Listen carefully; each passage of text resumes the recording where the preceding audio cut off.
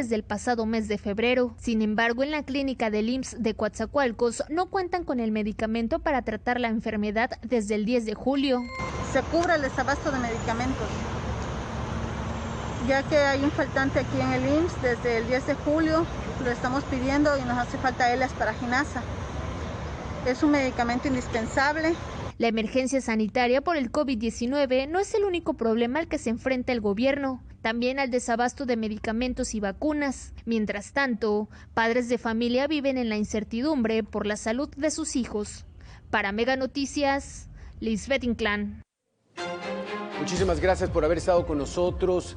Recuerde que la programación de Mega Noticias es sumamente interesante. A continuación, el programa A Fondo, ya está con nosotros Maite Noriega.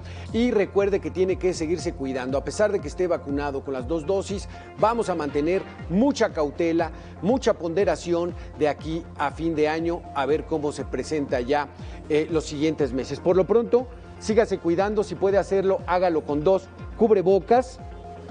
Lávese las manos constantemente, mantenga la sana distancia, evite las conglomeraciones. Regresamos en Mega Noticias. Muchísimas gracias. Continúe con nosotros.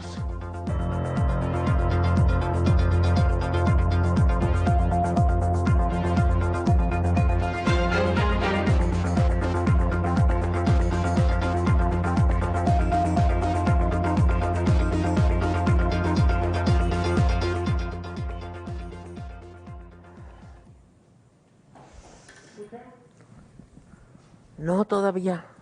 ¿Ya me están hablando? Sí.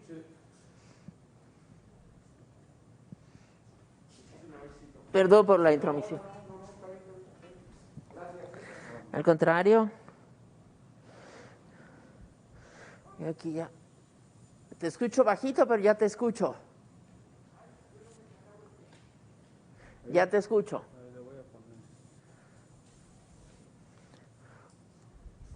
Hola Cintia, buenas tardes. Ah, perdón. Hola, buenas tardes. Mira, me tengo que quitar esto, espérame, es que...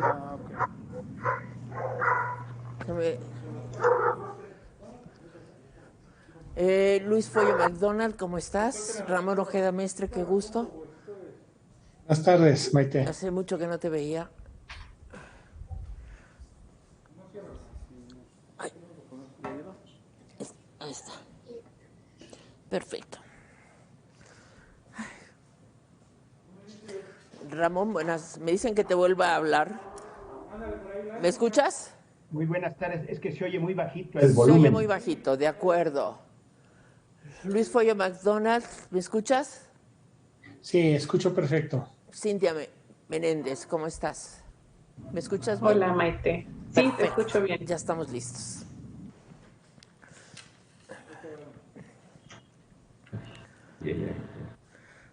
Estoy desde hace rato tratando de bajarle el volumen.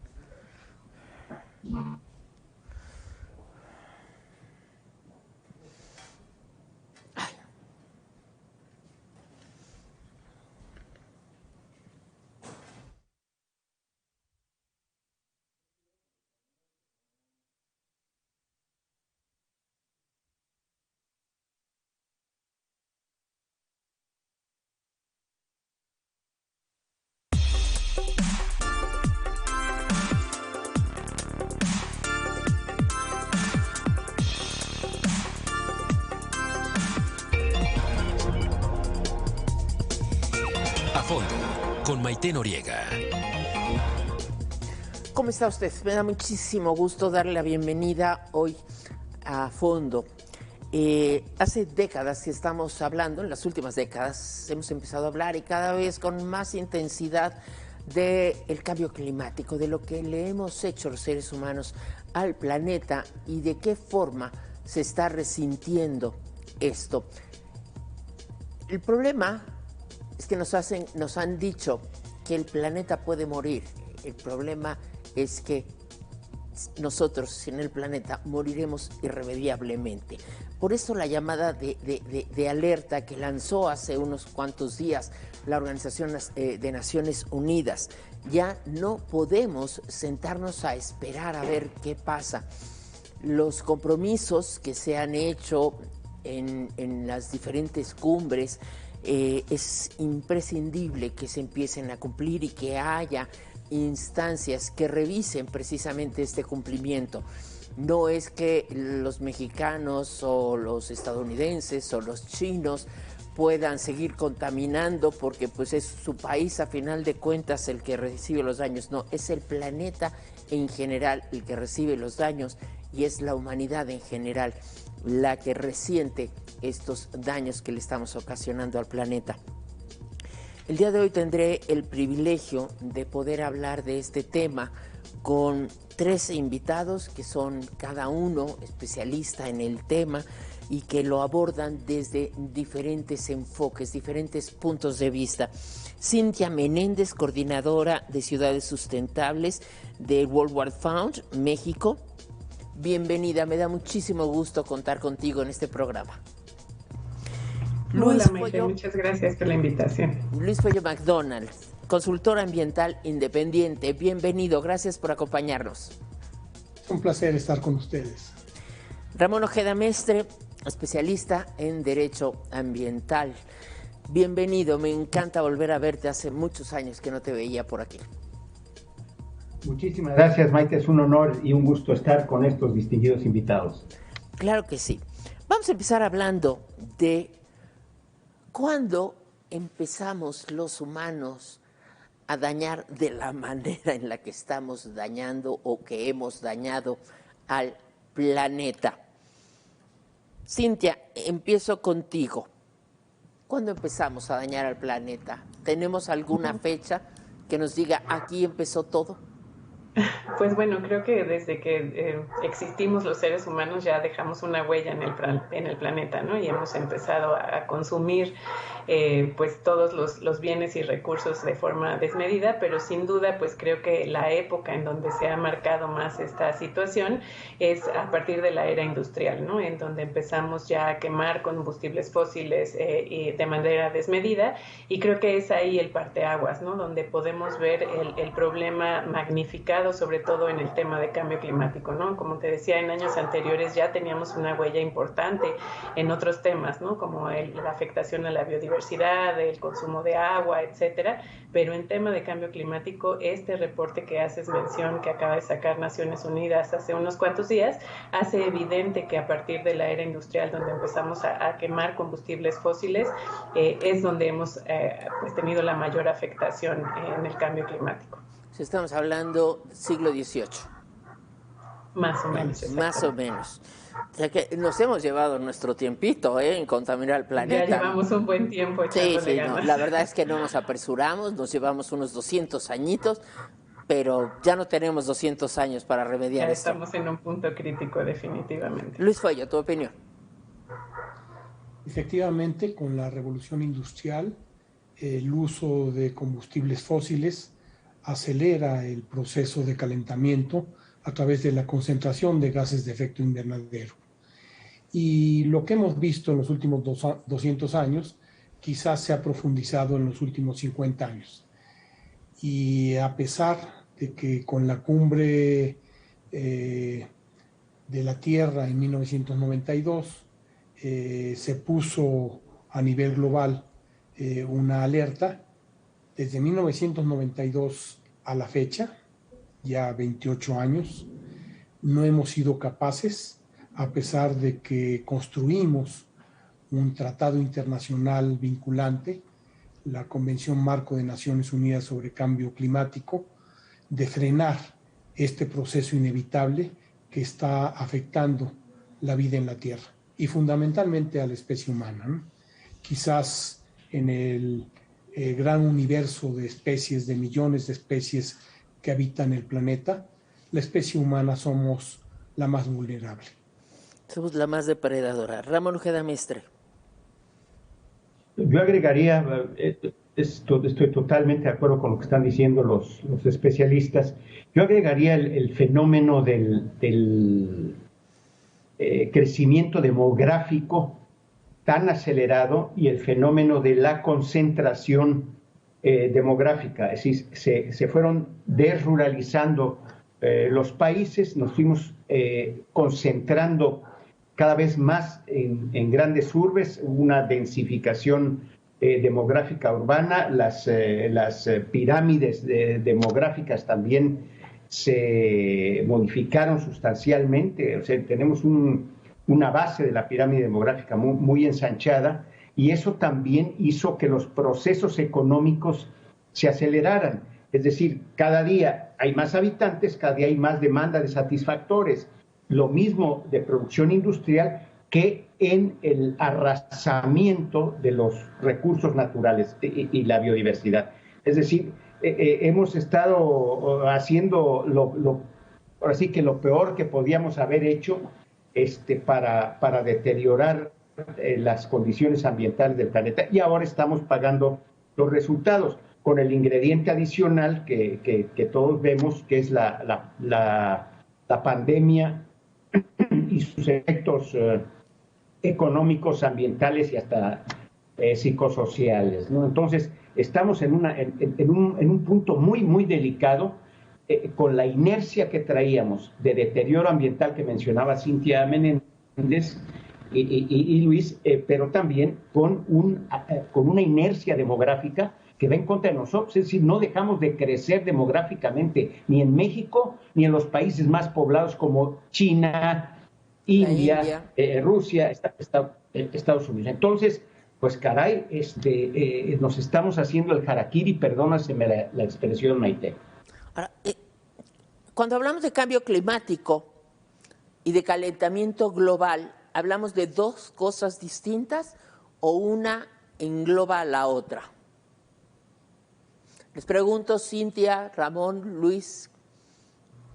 Bueno, cambios en la temperatura, en el proceso geológico de la Tierra ha habido a lo largo de miles de millones de años, y los fenómenos naturales que ya tenemos perfectamente determinados, hay variaciones climáticas de corto tiempo, estacionalmente, pues los climas en invierno son distintos a los climas en verano. A lo que hay que agregar es que la variación climática se le suma una tendencia a lo largo de los años de un efecto de la contaminación ambiental que provoca un calentamiento, en donde estas variaciones naturales que existen en el clima, y si nos vamos a términos geológicos con mucha agudeza, pues ahora están partiendo de promedios cada vez más altos, y esto es lo que conocemos como el cambio climático global, como un fenómeno netamente antropogénico provocado por la forma a través de la cual nos estamos abasteciendo de energía. Y es el momento de hacer un corte, de transitar de esta forma de abastecernos de energía. La energía es un elemento sustancial para el desarrollo de la humanidad, pero la forma como nos hemos abastecido de energía ya se agotó. Tenemos que transitar hacia nuevas formas de abasto de energía. Entonces, hay fenómenos naturales como el fenómeno del Niño, el fenómeno de la Niña, además de los cambios estacionales o cambios de variación climática de cada década, pero lo que estamos enfrentando es, sobre estas variaciones naturales, es una suma que nos está provocando un proceso de no retorno. Hay datos que hacen que para mucha gente sea difícil creer en este calentamiento global. Cuando nos hablan, por ejemplo, de que el ser humano ha calentado 1 grado centígrado o ha hecho que se incremente la temperatura de la Tierra en 1 grado centígrado en 100 años, la gente dice, ¡ay, qué poquito! Pero ese poquito causa efectos devastadores, ¿no es así? Sí, así es. Además, pues ahí cabe mencionar que, como bien decía Luis, estamos hablando de la temperatura global del planeta, ¿no? Eso quiere decir que es un promedio y obviamente eso se va a sentir diferente en diferentes regiones de nuestro planeta, ¿no? Eso quiere decir que hay regiones en donde ya de por sí las temperaturas son muy elevadas. El elevar un grado o 1,5 grados ya es algo que vuelve completamente imposible la sobrevivencia de la especie humana, ¿no? Esto es, por ejemplo, en zonas del África subsahariana, por ejemplo, ¿no? Y que también, obviamente, otras especies también se ven afectadas por estos cambios en la temperatura ya elevada de por sí, ¿no? Y esto también, a su vez, como bien dices, pues tiene otros efectos, ¿no? Quizá el 1 grado no es perceptible para nosotros, ¿no? Y en un mismo día podemos pues percibir o tener esos cambios de temperatura y realmente no te afectan. Pero cuando estás hablando de la temperatura global del planeta a lo largo del tiempo, esto claro que afecta, ¿no? Porque lo hemos visto que ya pues los deshielos que hay en los polos están afectando el nivel medio del mar, ¿no? Y eso pues por supuesto que afecta a muchas de las comunidades y de las ciudades que están principalmente en zonas costeras, ¿no? Y tiene muchas otras afectaciones como los fenómenos meteorológicos extremos. Obviamente también hay zonas en donde se afecta la temperatura no precisamente con un aumento de la misma, ¿no? Sino que puede haber temperaturas con fríos extremos y esto lo hemos visto también en este año, ¿no? En algunas zonas del norte de nuestro continente, por ejemplo, ¿no? Entonces, esto es lo que hay que entender, ¿no? Que no estamos hablando de ese grado de como una forma lineal y un problema lineal, sino que es un problema global y mucho más complejo que tiene muchas implicaciones.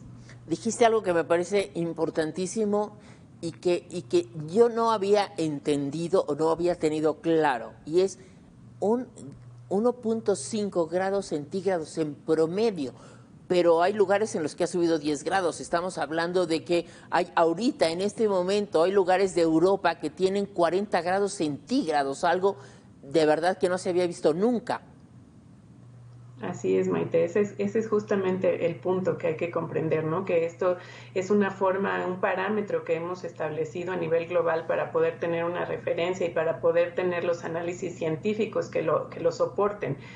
Y obviamente también este último reporte que mencionabas que sacó Naciones Unidas recientemente, el panel intergubernamental de expertos en cambio climático, justamente hace ese tipo de análisis, ¿no? En donde ya revisa más a detalle, región por región, cómo se ha afectado la temperatura en las diferentes regiones, ¿no? Entonces, cómo cada uno de los países está pues teniendo afectaciones por esta temperatura, ¿no? Por este cambio en la temperatura y por los fenómenos meteorológicos extremos que conlleva. Entonces, estábamos hablando, por una parte, de lo que pasa en Europa, pero esto también está pasando en los polos y está ocasionando el crecimiento o los niveles del mar en otras latitudes, ¿no? Ramón. Sí, el efecto, cuando hablamos de 1 grado, efectivamente parece que no es nada, sí, no, pues, pero puede ser la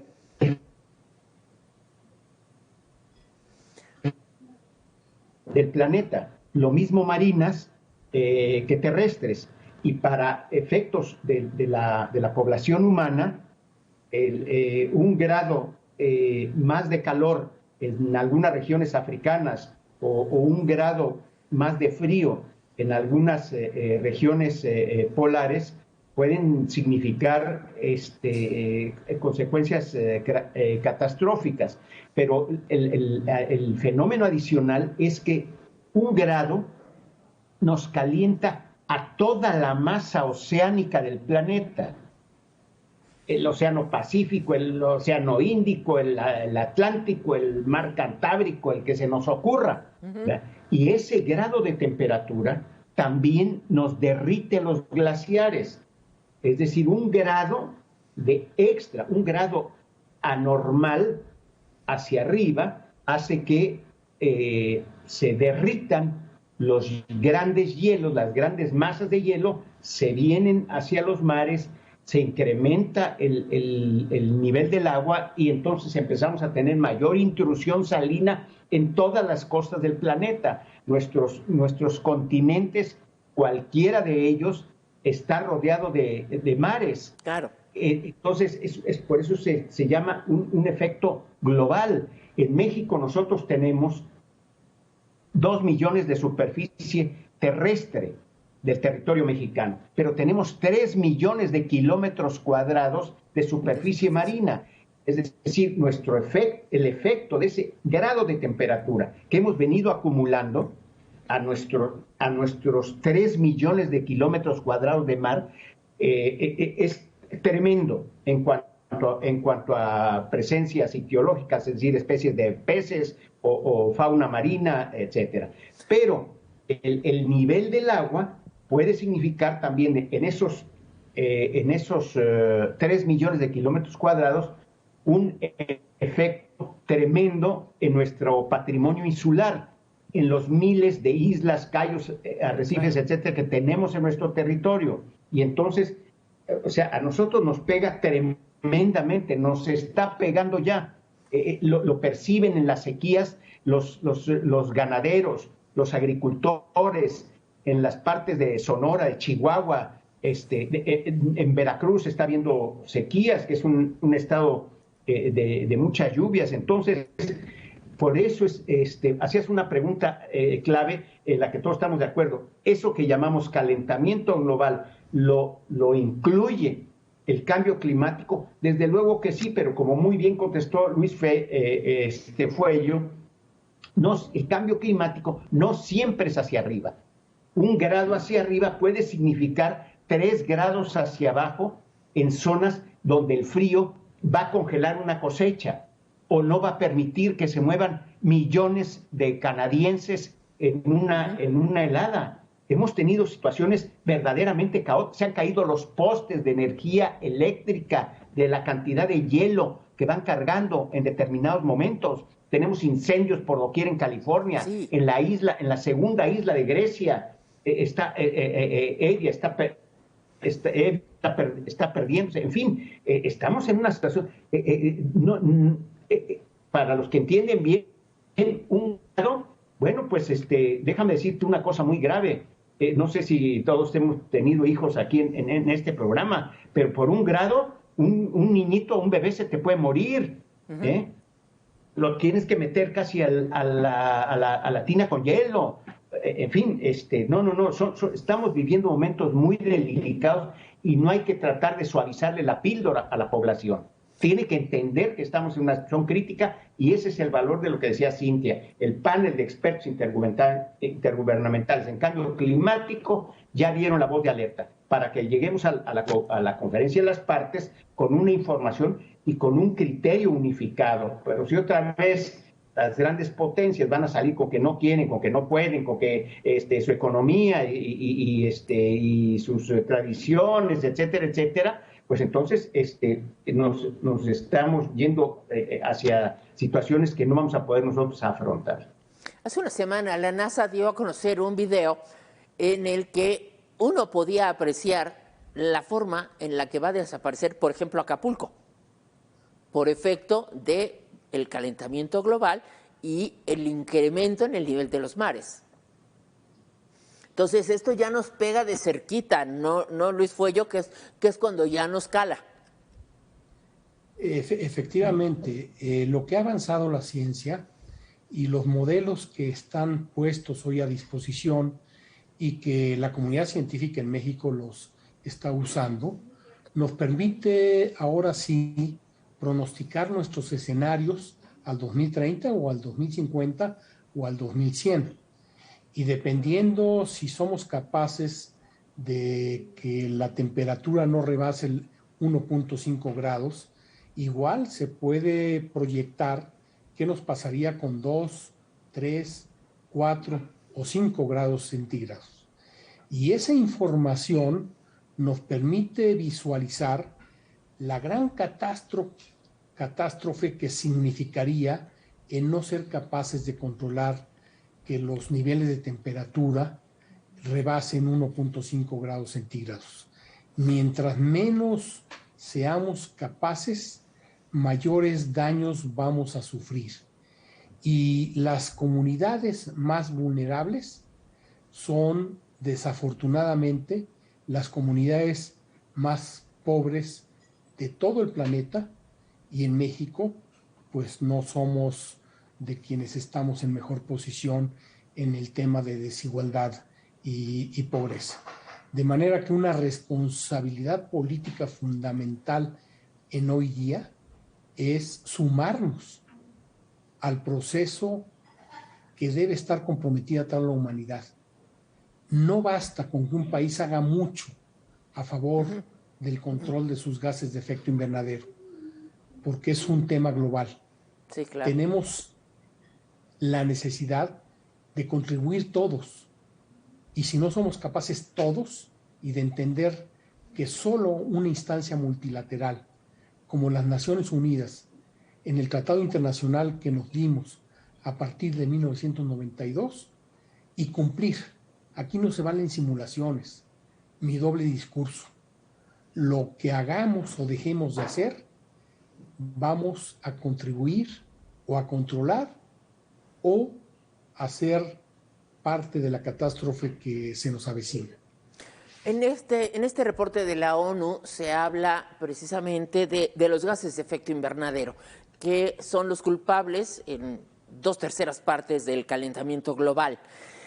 ¿Qué papel juega México en el combate precisamente a los gases de efecto invernadero, al dejar de uso, a la eliminación de los gases de efecto invernadero?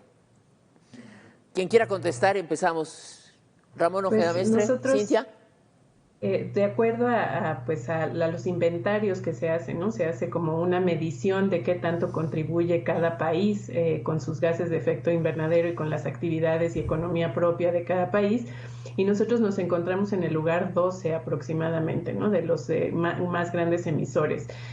China e India siendo los primeros, China y Estados Unidos siendo los primeros, ¿no? Nosotros pues estamos entre los 15 primeros y eso sin duda pues nos hace que seamos pues grandemente responsables, ¿no? Considerando que son 195 naciones las que han firmado el Acuerdo de París, en donde estamos comprometiéndonos a atender la crisis climática, pues sin duda estar entre los 15 primeros pues no es un galardón precisamente, sí, ¿no? Al contrario, nos imprime gran responsabilidad y por otro lado también, como comentaban Luis y Ramón, también somos altamente vulnerables, por lo cual deberíamos de tener además un gran interés en atender el tema.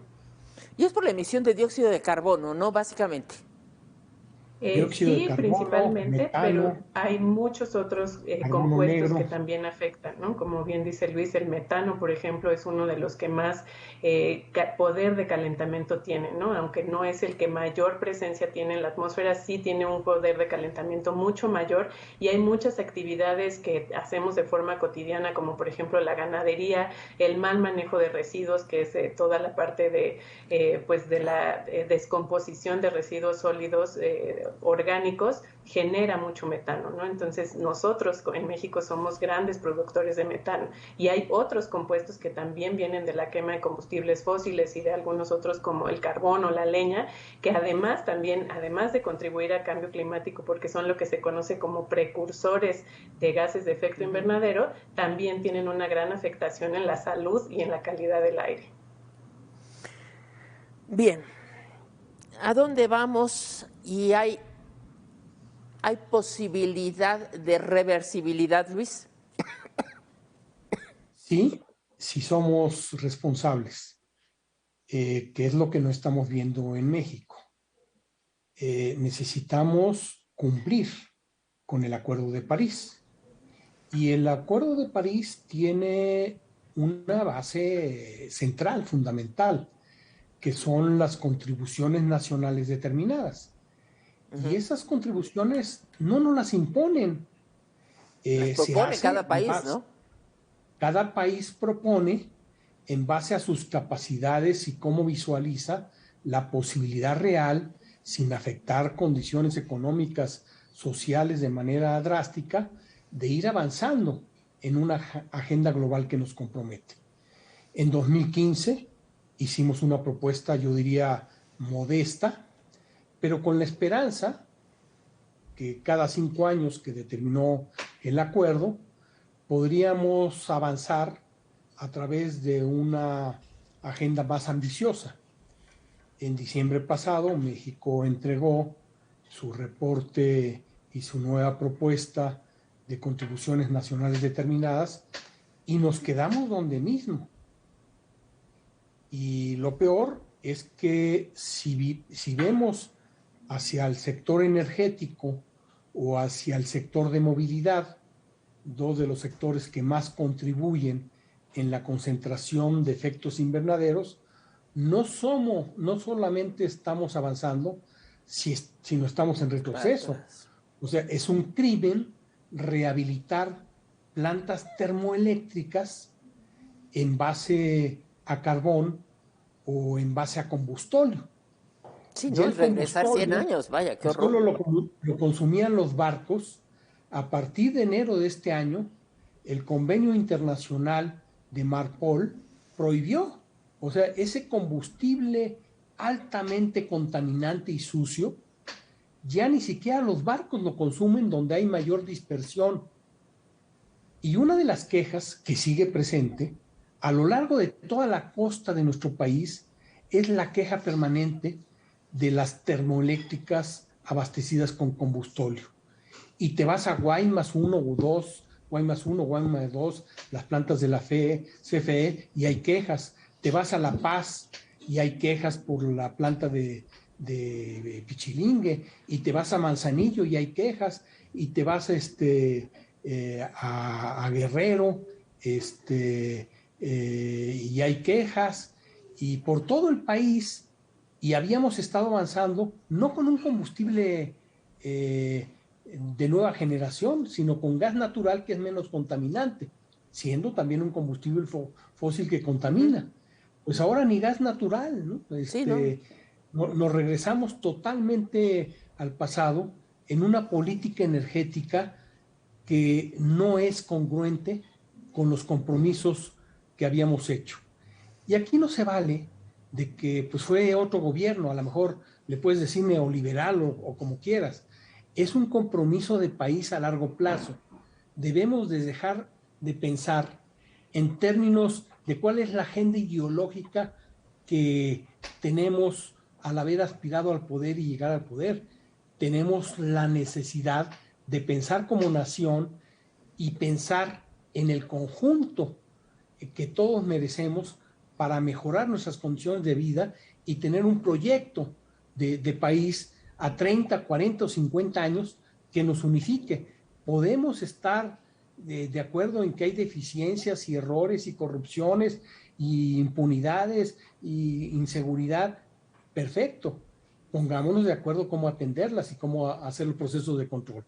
Y algo que bien sabe Ramón es que esto solo se puede hacer en base a un Estado de derecho constitucional y social, de derecho, que nos dé garantías de que podemos avanzar hacia el largo plazo.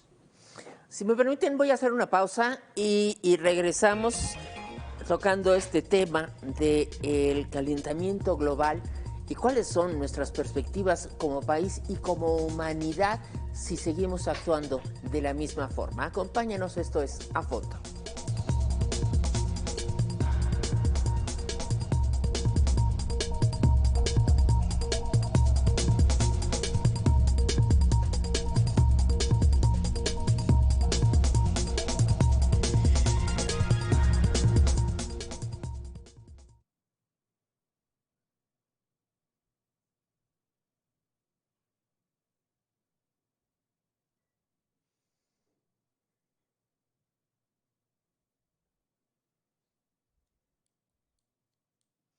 Debo decirles que aquí el calentamiento global no ha llegado, ¿eh?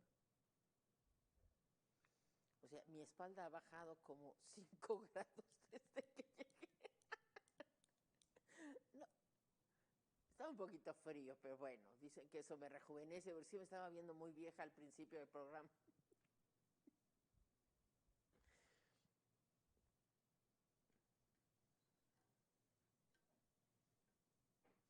Sí me he rejuvenecido. El problema es que me estoy rejuveneciendo de la espalda. Me debería estar aquí acostadita así para que me dé en la cara. El airecito está rico. Siento cómo se me estiran las arrugas.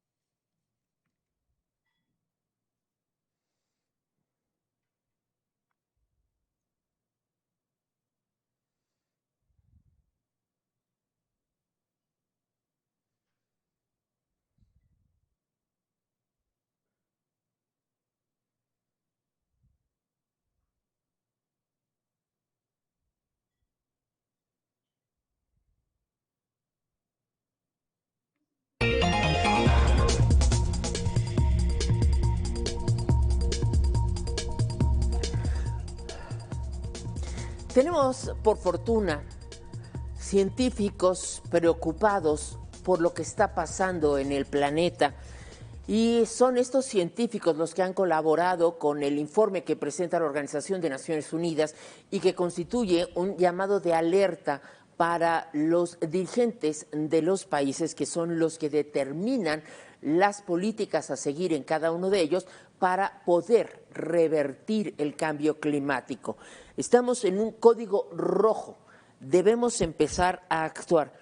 ¿Cuál sería, Ramón, dada tu experiencia en el ámbito del servicio público, cuál sería desde tu punto de vista por donde deberíamos empezar aquí en México y que pueda ser viable además?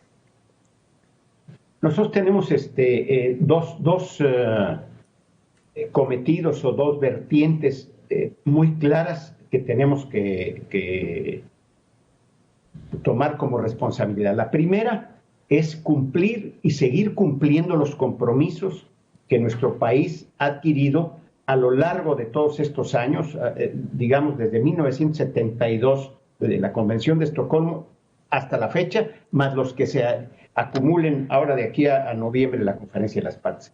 Necesitamos seguir cumpliendo, necesitamos perseverar en la cultura, en la educación, en los comportamientos individuales y colectivos menos agresivos al medio ambiente, menos generadores de gases de efecto invernadero, el manejo de los residuos que mencionaba Cintia Menéndez. No es posible que ningún basurero del país cumpla con la norma 083 o con la norma 052 en materia de manejo de residuos sólidos que generan efectivamente metano, CH4, en fin, cumplir lo nuestro. Con mucho esfuerzo, porque es muy caro, es muy difícil para nuestro país en la situación económica en la que estamos, no nada más ahorita, sino la que hemos venido acumulando a lo largo de los años. Pero al mismo tiempo tenemos derecho a exigirle a los otros países, a los otros miembros de la comunidad internacional, del sistema de Naciones Unidas, como bien lo mencionaba Luis Fuello, que cumplan ellos con su parte. Mira, los Estados Unidos, por ejemplo, él mencionó la Conferencia del Mar. Los Estados Unidos no han ratificado la conferencia. Los maestros de Derecho Ambiental de todo Estados Unidos se preguntan por qué su país no ha ratificado la Convención de las Naciones Unidas del Derecho del Mar. El consumo de carbón de piedra en los Estados Unidos es uno de los grandes generadores de gases de efecto invernadero. No ratifican el protocolo de Kioto, no ratifican el Acuerdo de París, no lo cumplen, se hacen los desentendidos, echan la culpa unos a otros, etcétera, ¿no? Bueno, y nosotros hacemos un esfuerzo. No se trata de ver quién se está portando mal y quién se está portando bien. Entendemos las razones económicas, políticas, a veces sociales y culturales, para que los países no cumplan, pero hemos llegado a un punto, como se mencionaba aquí, como lo destacaste tú y como lo señaló el secretario general de las Naciones Unidas, en donde todos tenemos que cumplir con lo que nos toca, claro, sea muy difícil, o sea muy doloroso, o sea muy costoso, o sea contrario a nuestras tradiciones o a nuestras políticas o a nuestras inercias en cada país, pero sí son dos obligaciones muy claras: cumplir y tratar de hacer cumplir al resto de los países de la comunidad internacional, por muy amigos que sean, por muy poderosos que sean, por muy industrializados o avanzados o lo que sean, ¿no? Porque desgraciadamente los más grandes son los que más daño hacen. Claro. Nosotros solo producimos el 30%. Los 7 grandotes generan el 70% del daño que estamos padeciendo con el cambio climático. Y que también les pega a ellos, aunque no tengan conciencia de ello. Y que también les pega a ellos. Claro que también les pega a ellos, y veamos lo que está pasando en California, ya año con año no pueden controlar los incendios, las nevadas cada vez más fuertes, lo mismo en Canadá, lo mismo en Alemania, ya lo vimos con las inundaciones, en China, hasta un metro, ahora sí que el metro de Guangzhou, arriba de un metro el agua, o sea, todos están pagando el error que hemos cometido a lo largo de estos años. Pero yo creo que lo que dice Luis tiene toda la razón. Si no cumplimos estrictamente con lo que nos hemos comprometido, sabemos perfectamente cuáles son las cosas que nos hacen daño, no podemos regresar a ellas, o cuando menos no a todas. Tenemos que hacer un balance. Sí podemos disminuir en materia de generación de residuos sólidos, sí podemos separar, sí podemos reciclar, sí podemos reusar, sí podemos avanzar con las tecnologías modernas, etcétera. Sí, y podemos mejorar los combustibles, y podemos mejorar los motores de combustión interna y usar los híbridos. O sea, hay muchísimas cosas que sí podemos hacer, pero la sociedad también hacia el interior necesitamos reeducarnos, exigirnos a nosotros mismos y exigirle a nuestros gobiernos.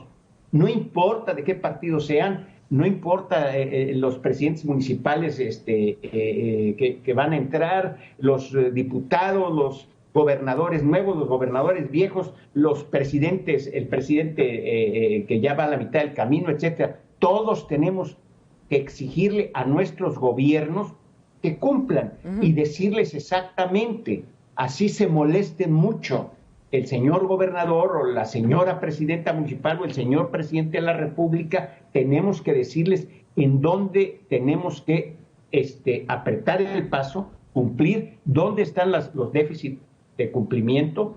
Como dijo Cintia, hay inventarios, esto es medible, sí, claro. no son ocurrencias, se miden los gases, se miden los residuos sólidos, se mide el nivel del agua, la temperatura, los acuíferos, todo es mesurable, ¿verdad? Sabemos qué presupuesto se está destinando a las acciones ambientales, sabemos qué estamos cumpliendo en los acuerdos internacionales y qué no. Entonces, todo eso, bueno, pues si no lo hacemos, luego no tenemos tampoco derecho moral a exigirle a los grandulones, ¿verdad?, que hagan lo suyo. Cintia, tú que eres coordinadora de ciudades sustentables de WWF, ¿tienen una visión diferente de esto o están en el mismo tenor? No, totalmente de acuerdo, ¿no? Y no solo lo que decían Luis y Ramón de cumplir con lo que nos comprometimos en el Acuerdo de París como nación, porque a lo que nos comprometimos no es suficiente para alcanzar las metas ambiciosas, ¿no? De no rebasar este umbral de 1.5 grados. Sino que tenemos que ser más ambiciosos, ¿no? Y efectivamente, pues con la agenda energética que hoy tenemos a nivel federal, difícilmente lo vamos a cumplir, ¿no? Entonces, tenemos que hacer una transición y una transformación total y absoluta de nuestra matriz energética, y lo tenemos que hacer de forma acelerada y contundente, ¿no? No podemos ya esperar a que pase la siguiente administración o a que cambien las cosas, ¿no? Tenemos que empezar forma contundente y, como bien decía Luis, con una visión a largo plazo, ¿no? No podemos quedarnos solamente en lo que se puede esperar para los próximos 4 o 5 años, ¿no? Tenemos que tener una visión al 2030, ¿no? Al 2050. Y esto, además, pues obviamente tiene una gran responsabilidad del gobierno federal, pero sin duda también los gobiernos subnacionales, ¿no? Y respondiendo a tu pregunta, a nivel ciudad también tenemos muchísima responsabilidad que asumir y atender la problemática, porque efectivamente quienes más nos vemos afectados por estas consecuencias de las que platicábamos somos las personas que vivimos en ciudades, ¿no? Entonces, tenemos sin duda que atender este problema desde las ciudades. Entonces, los gobiernos subnacionales también también tienen que cumplir con lo que dictamina la Ley General de Cambio Climático y asumir la parte que les toca, haciendo sus planes de acción climática, haciendo sus propios inventarios, identificando cuáles son sus focos rojos, en dónde tienen más emisiones y cómo pueden hacer para disminuirlas, ¿no? Los gobiernos subnacionales juegan un rol esencial y afortunadamente ya tenemos algunos gobiernos subnacionales que están liderando el tema climático y ya tienen planes de acción climática alineados a la meta de 1.5 del Acuerdo de París. Entonces sí es posible, ¿no? Como decía Luis, sin afectar las condiciones económicas o sociales, sí es posible lograr esto, sí es posible apuntar a un nivel más alto de ambición. Por supuesto que requiere de mucho esfuerzo, de mucha inversión, pero también tenemos que pensar que si no lo hacemos no tendremos un futuro, no tendremos en dónde cimentar nuestra sociedad y nuestro crecimiento. Entonces es algo que es imperante hacer y hacer de forma rápida, eficiente y transformadora, ¿no? Y por supuesto, como bien decía Ramón, también nosotros como ciudadanía tenemos una gran responsabilidad, las empresas también a su vez tienen una gran responsabilidad, todos tenemos que entender cuál es nuestro rol, cuál es nuestra contribución y qué tenemos que hacer para cambiarlo, ¿no? Nosotros como ciudadanos de a pie podemos cambiar la forma en que nos movemos, la forma en que nos alimentamos. Saben que, por ejemplo, desperdiciar alimentos es una de las más grandes causas que contribuye al cambio climático, ¿no? Es un gran generador de desechos orgánicos, como les decía, y produce mucho metano. Entonces, no debemos desperdiciar alimentos.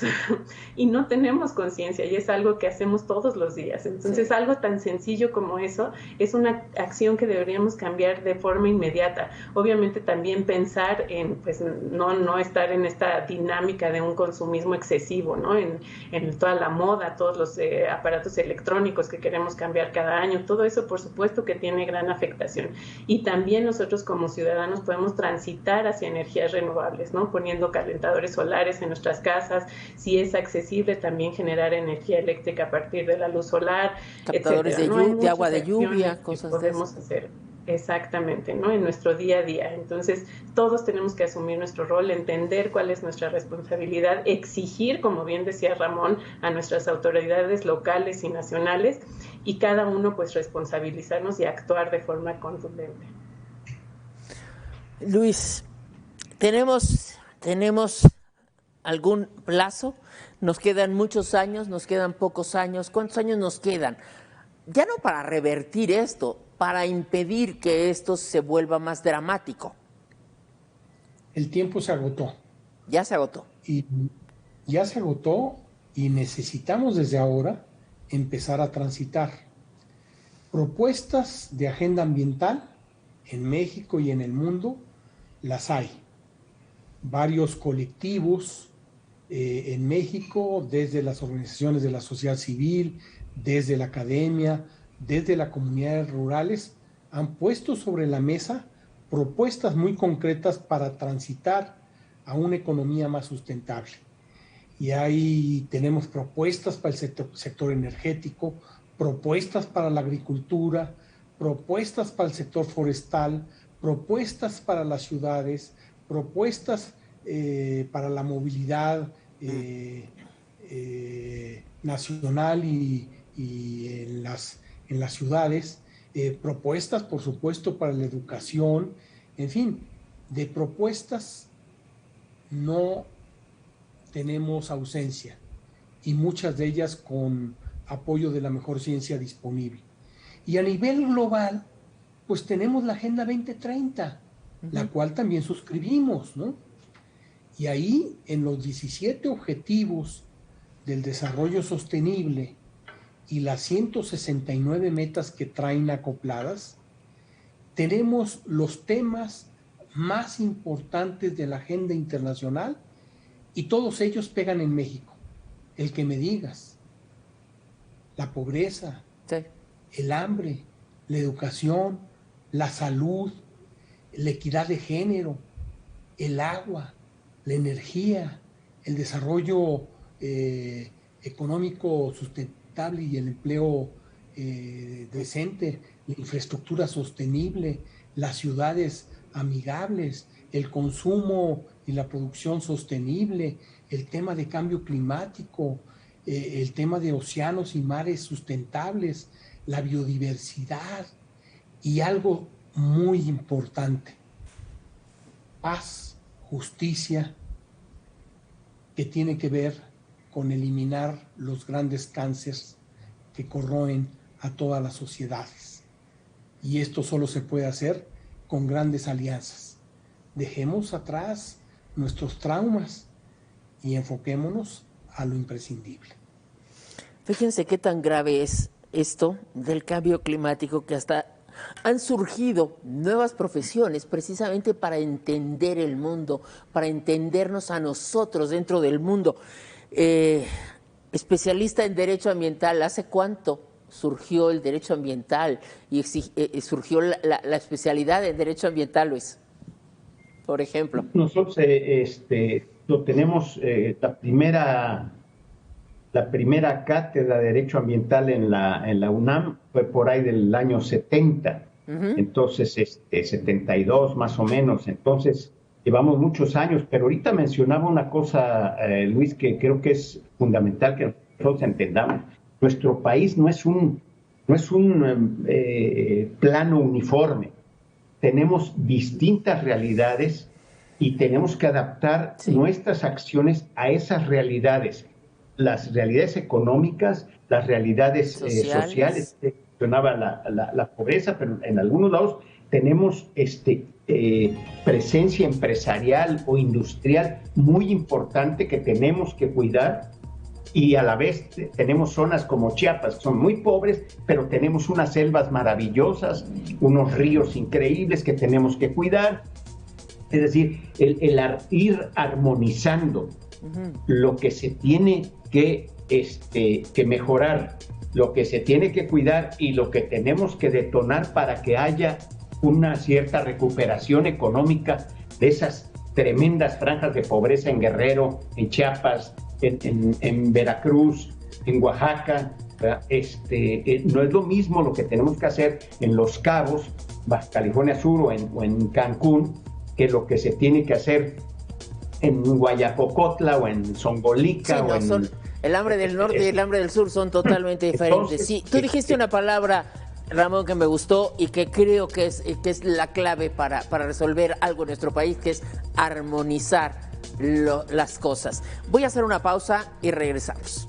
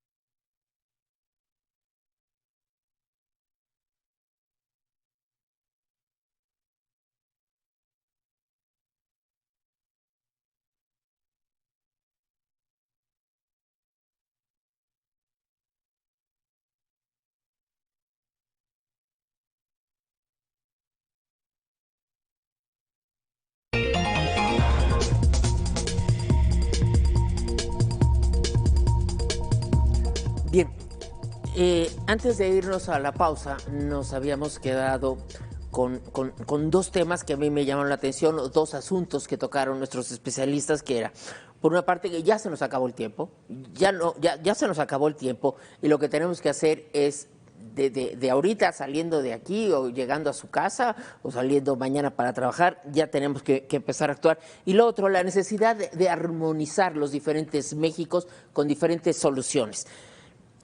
Los jóvenes están muy enojados porque no ven que hagamos algo.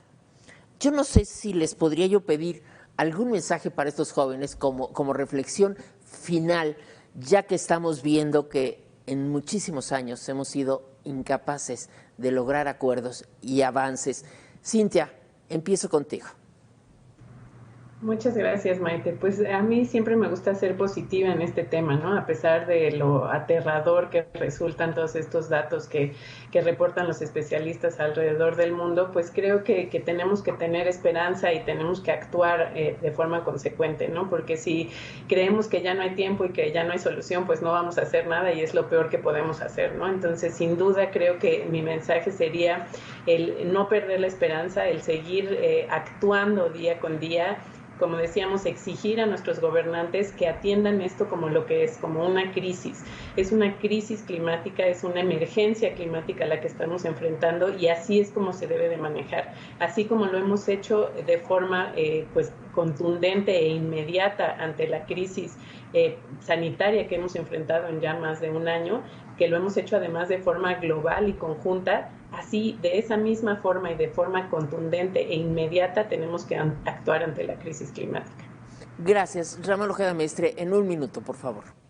Rápidamente te diría una cosa que tal vez no hemos destacado lo suficiente. El deterioro ambiental, el cambio climático, la situación de pérdida de recursos naturales empobrece a un país. Es decir, si nosotros queremos combatir realmente la pobreza, necesitamos nosotros recuperar nuestras riquezas ambientales, nuestra biodiversidad, nuestros recursos naturales, nuestra vida sana, nuestras posibilidades de recuperación integral. De otra manera, nuestro crecimiento económico es engañoso y nos empobrecemos más si deterioramos el medio ambiente. El medio ambiente es también un patrimonio de todos los mexicanos. Gracias. Luis Fuello, por favor. Los jóvenes son el futuro. Necesitamos escucharlos, darles oportunidad de que se incorporen en el proceso de toma de decisiones. Son la generación del futuro. Ya no les bloqueemos sus ideas, ya no impidamos que se incorporen a la vida nacional, démosles la oportunidad de servir. Ellos tienen que tomar la estafeta y los gobiernos tienen que abrir las oportunidades. La biodiversidad, el respeto al medio ambiente está en manos de ellos. Yo confío en ellos y escucho sus voces. Demos pie a que nos dirijan. Bueno, para mí no queda más que agradecerles a cada uno de ustedes, Cintia Menéndez, Ramón Ojeda Mestre, Luis Fuello, su participación en este programa, la generosidad que han tenido para compartir su conocimiento y su experiencia